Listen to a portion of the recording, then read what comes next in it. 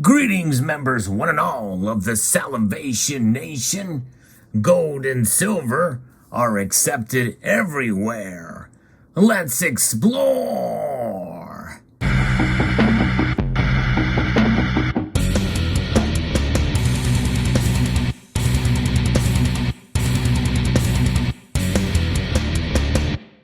Now, there may be some of you who would say, and correctly so, that one cannot just take these coins that you see before you here that are made of gold and silver and run into a grocery store and purchase eggs and milk with them. You're highly unlikely to take any of these pieces and insert them into a drive on your computer in order to purchase digital services or streaming services.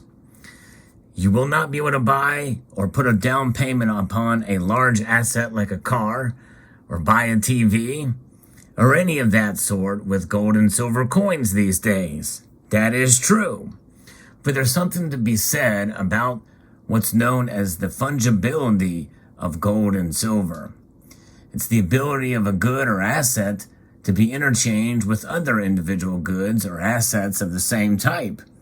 You know, they are divisible, gold and silver coins. In fact, that is part of the story here in this idea of gold and silver being accepted everywhere, even between nations, such as some of the examples that you see here that were part of the Latin Monetary Union. We're going to talk a little bit about that in this video. But what about today? Well, yeah, it's very difficult to be able to take these coins and be able to transact with them. But notice I said it may be difficult, but not impossible. There are examples such as the goldback, where there's a comeback for gold in a manner like this, in a familiar form, in a currency. Even has some of the same dimensions as paper currency. So that is something to consider here. But notwithstanding, gold and silver are very much still relevant today, even though they aren't used for transactions. I'll get to that in a moment. But let's take a look at most of the history of the United States, of the world rather, and even really for the United States. Gold and silver were used as currencies, and they were transacted. But let's go back to a time in the 19th century when there was this idea of being able to utilize gold and silver coins that could be spent in multiple nations around Europe. Yes, indeed, that's right. This is before the European Union became a thing, before the euro was ever conceived of. There was the Latin Monetary Union. It was a 19th century system that unified several European currencies into a single currency that could be utilized in all of the member states when most national currencies were still made out of gold and silver. It was established first in 1865 and ended up being disbanded in 1927. There were a lot of countries that minted coins according to the LMU standard, even though they did not formally accede to the LMU treaty. Yes, indeed, it was quite an interesting, fascinating aspect. It was adopted to the specifications of the French gold franc. And in fact, here we can see this is the French rooster as an example here that you see. This particular coin is dated 1912, a beautiful specimen. And these kind of gold coins are quite beautiful and quite historic. Many of them are restrikes of those early years. And again, you will highly unlikely to see them dated after 1927, since that's what the LMU disbanded. But you can see there they've got writing along the edge and beautiful designs in most of these coins. The rooster is probably one of my favorite, actually, of the types of coins that have been released or issued. So that had been introduced by Napoleon I in 1803 and was struck in denominations of 5, 10, 20, 40, 50, and 100 francs. With the 20 franc coin, which is 6.45161 grams, or 99.5636 grains of 900 fine gold struck on a 21 millimeter planchet. That was the most common, and it contains 0.1867 fine gold, or that's the amount of pure gold that is in each of those coins. Pretty interesting indeed. Now, there were others for the silver ones. The silver had some of the 5 francs silver coins to be struck in 900 fine silver.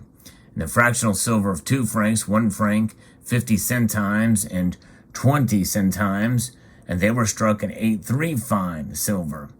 So they were relatively high purity, but durability as well. And that was part of the whole reason for them. I mean, as far as being to be able to be spent, the 90% gold that had the copper in there to kind of strengthen between the two metals.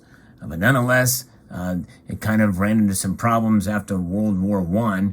But essentially, what it was is it was gold. People transacted because they recognized the specifics and standard that we saw in the gold.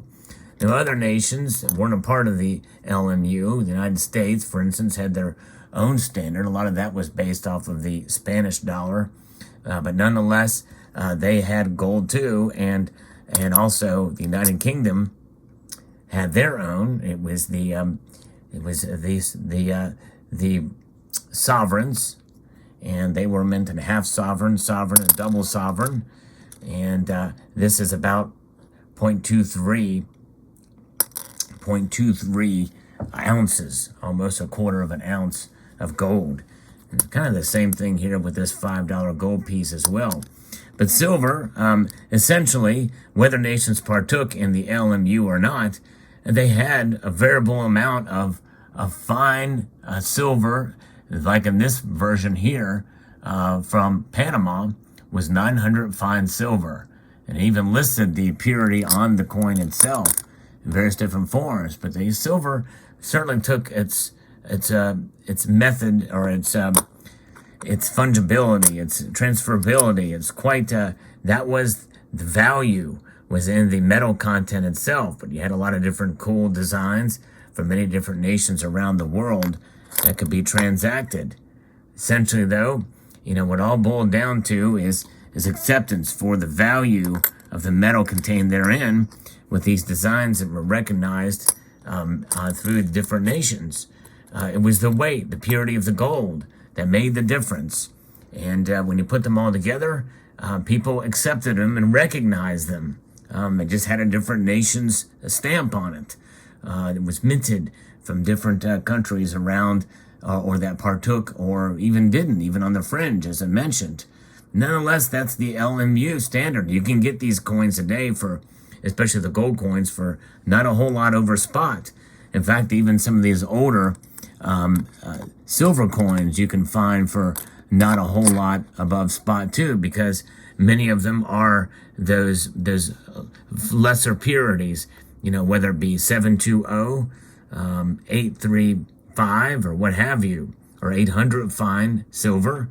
A lot of them can be had for a low cost above spot price, which means that you today, here in 2022, you can accumulate silver and gold coins, and are just as widely accepted today as of the recording of this video as they would have been back in the day, in terms of being recognized for their purity and their content. Now, and again, you can't necessarily transact them, but you can cash them out. You can sell them, and you will get the spot price, or a little bit below spot price in some cases, especially if it's not as recognized. But it's a way to be able to accumulate precious metals in a way with low premiums above spot, with great acceptance around really the world. And that's what it's about. It's about being accepted, and gold and silver still maintain that status today. Because even though you can't necessarily transact with them, and I say that loosely because there are some businesses, as I mentioned, and some organizations that will indeed take these coins for transactions for goods and services. And that is something worth exploring. And it's something that may very well make a comeback soon, especially based off of what many of us feel is coming down the pike with how they are going to essentially be forcing this environmental social governance on us. tracking and being able to control us through the monetary system. And there will be alternatives that will pop up to fight that. And those alternatives have the backing of history to make them profound so that they will indeed be accepted everywhere. So let me know what your thoughts are. Some food for thought in this video. Now, obviously, there's another aspect of this that one should take time to recognize that if this new system does come about and they prohibit the trade in gold and silver, well, that's a different matter. But nonetheless, obviously, that will be a very difficult thing, but recognizing the value of it, I think that would greatly increase in value if there is a prohibited transactions utilizing gold and silver. People will still do it. Why? Because throughout history of the whole world, there's never been a prohibition of transacting in gold and silver, and it would be a unique period in time, and people will disobey because gold and silver are indeed money. And they will utilize it as money, and because it is the freedom of what gold and silver provides that cannot be stopped or legislated, in my view. Let me know what your thoughts are on the subject below. I'd like to encourage you all to like this video, thumb it up, maybe share it among others in the community.